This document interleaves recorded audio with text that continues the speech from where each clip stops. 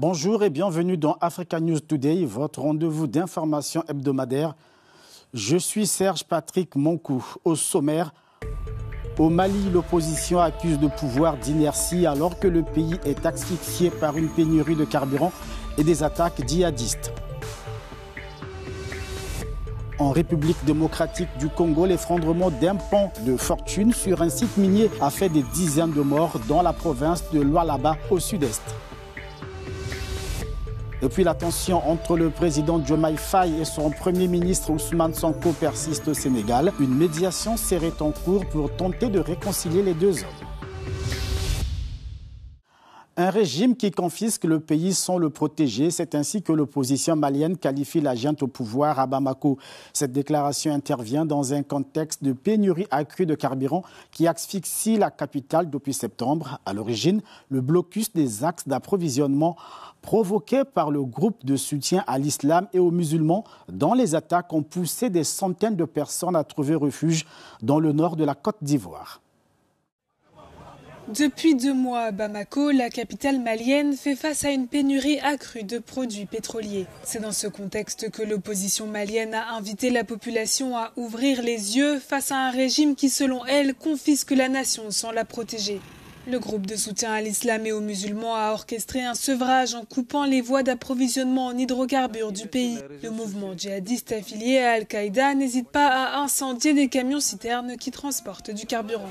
Cette situation a des répercussions sur le plan social et économique. Elle a obligé le chef de la transition malienne, le général Assimi Goïta, à appeler à l'unité face à ce qu'il a qualifié de péril terroriste. Son ministre des Affaires étrangères a toutefois temporisé en prétendant qu'il n'y avait pas de blocus de la capitale.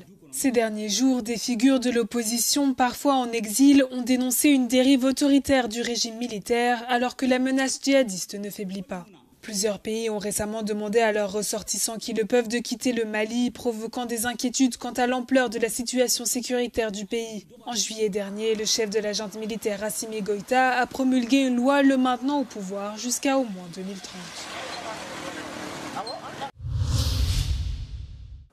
La province de Lualaba, dans le sud-est de la République démocratique du Congo, endeuillée par la mort d'une trentaine de personnes dans l'effondrement d'un pont de fortune sur un site minier. Le bilan pourrait s'alourdir. Les opérations de recherche se poursuivent afin de retrouver les personnes qui manquent encore à l'appel. En République démocratique du Congo, un pont s'est effondré dans une mine de cuivre et de cobalt, faisant au moins 32 morts dans le sud-est du pays. L'information est donnée par le gouvernement régional qui accuse la surpopulation de la zone. En conférence de presse dimanche, le ministre de l'Intérieur déclara, je cite, « Malgré l'interdiction stricte d'accéder au site en raison des fortes pluies et des risques de glissement de terrain, des creuseurs illégaux ont forcé l'entrée de la carrière. » Fin de citation. Selon les rapports du ministère, les mineurs se sont précipités sur le pont de la mine de Kalando à Moulondo, dans la province de Lualaba, suite à des tirs des soldats qui ont semé la panique sur le site. Le flux a entraîné une chute causant des morts et des blessés. L'Est du Congo, riche en minerais, est déchiré depuis des décennies par la guerre qui oppose l'armée régulière à différents groupes armés, notamment le M23 soutenu par le Rwanda. La crise entre le président Diomaye Faye et son premier ministre Ousmane Sonko, toujours d'actualité au Sénégal. D'après la presse sénégalaise, le fossé entre les deux hommes ne cesse de s'agrandir. Une médiation est en cours pour tenter de mettre un terme à la querelle. Plusieurs acteurs ainsi que les familles biologiques des deux protagonistes offrent leurs bons offices. De Dakar, les explications de notre correspondant Wahani Johnson Sambou.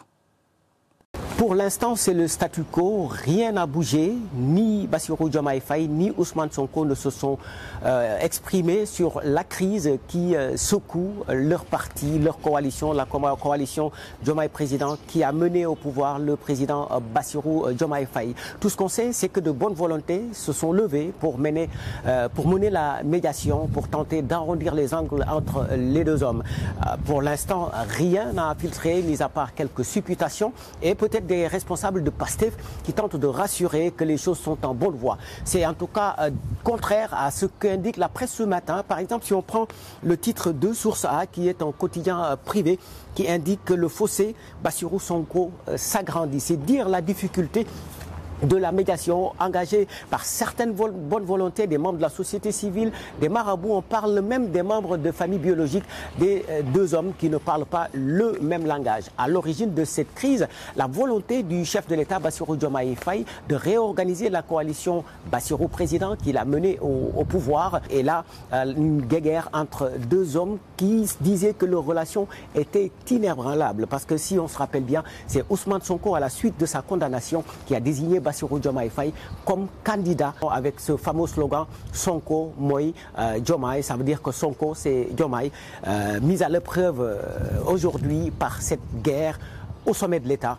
Certains membres de l'aile dure du parti demandent à ce que la hiérarchie soit respectée, à savoir que le président Bassirou Diomaye Faye, aujourd'hui, on lui renie sa légitimité de mener la réorganisation du parti, parce qu'après son élection, il avait démissionné de toutes les instances du parti pour, disait-il, se mettre au-dessus de la mêlée. On attend encore de voir l'évolution de la situation dans les heures, dans les jours qui viennent, mais pour l'instant, rien n'a encore bougé.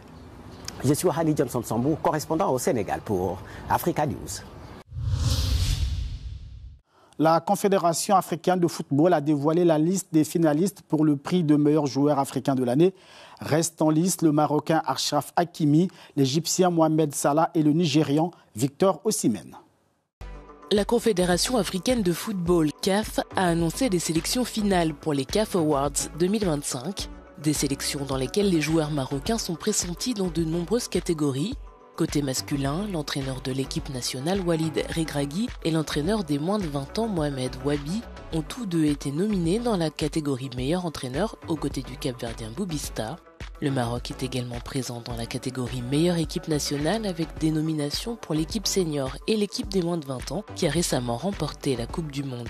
Pour le titre de meilleur joueur africain, les finalistes sont le capitaine marocain Achraf Hakimi, l'Égyptien Mohamed Salah et le Nigérian Victor Osimhen. Les Marocaines Ghislaine Chebak et Sana Amsoudi ont été sélectionnées pour le titre de meilleure joueuse. Et comme chaque semaine dans Africa News Today, place à notre agenda hebdomadaire et les dates à retenir. Au Nigeria, la Haute Cour fédérale d'Abuja doit rendre son jugement le 20 novembre sur l'affaire du séparatiste biafrais Nnamdi Kanu. Arrêté en 2021 après une longue fuite et une extradition controversée du Kenya, Kanu est poursuivi pour terrorisme et diffusion de messages trompeurs. Johannesburg, en Afrique du Sud, abrite les 22 et 23 novembre le sommet du G20.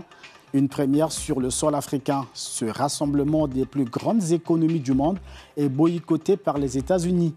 Washington reprochant à Pretoria les exactions présumées dont les Sud-Africains blancs seraient victimes.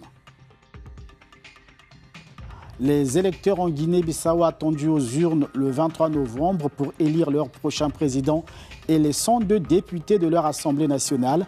Pour le scrutin présidentiel, Umaro Sissoko Embalo est candidat à sa propre succession.